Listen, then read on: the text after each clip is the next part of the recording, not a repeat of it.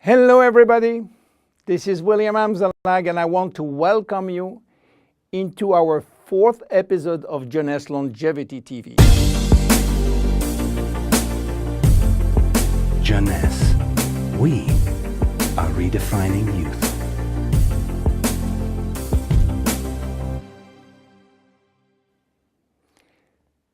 To be born is not a crime. So why should we be all sentenced to death? Is death inevitable? Well, you may be surprised to learn that aging and death has not existed forever.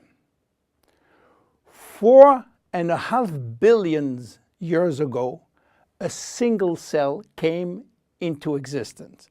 This single cell did not age. It had the capacity to divide indefinitely. But 3 billion years after, some of the cells started to form organisms such as worms, fish, and finally humans. However, the cells were aging, and their ability to reproduce indefinitely came to an end. And today we know why. Those cells, we call them somatic cells, contain a gene that controls the production of telomerase. And this gene was and still is turned off. Without the ability to produce telomerase, the telomeres will become shortened and cells will die. So why there is so much discrepancies in longevity between human and other animals?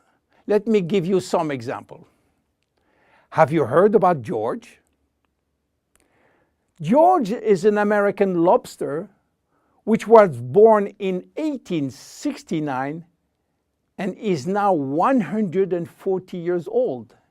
He was a sort of mascot in a New York restaurant and got released in the ocean in 2010.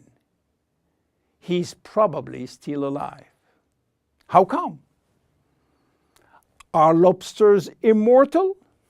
Not exactly, but they do not die of old age because their telomerase is constantly turned on, so the cells do not die. However, they are sensitive to infection in their shell, and they may die from this disease. In Japan, koi fish are known to live very long. They are beautiful fish, usually white with red spot. Some have been given names, and the most famous fish, Hanako, who died in July 1977, was 226 years old. Some turtles also live very long, and one of them, Adwaita, from Seychelles, has lived nearly 250 years. There are even some species which has indefinite longevity, like the bacteria called Arthrobacter, who can be dormant for thousands of years and suddenly wake up. Hydra is the most unique species defying death. When part of his body is cut off, the body regenerates in 2 or 3 days. Hydra will be potentially immortal because it contains stem cells. In case of injury, the stem cells differentiate to form the missing cells and rebuild the missing part. If some animals can have indefinite longevity, why should we be sentenced to death? In other words, do we currently have the knowledge and the technology to live forever? At this precise moment, the answer is no. But here is what we do know. We can already reverse aging in human cells. What we don't know for sure is whether we can reverse aging in you or in me. we can drastically slow down diseases and the aging process far more than people realize. But we don't have yet the magic bullet to extend forever human life. So what it will take to keep us alive long enough?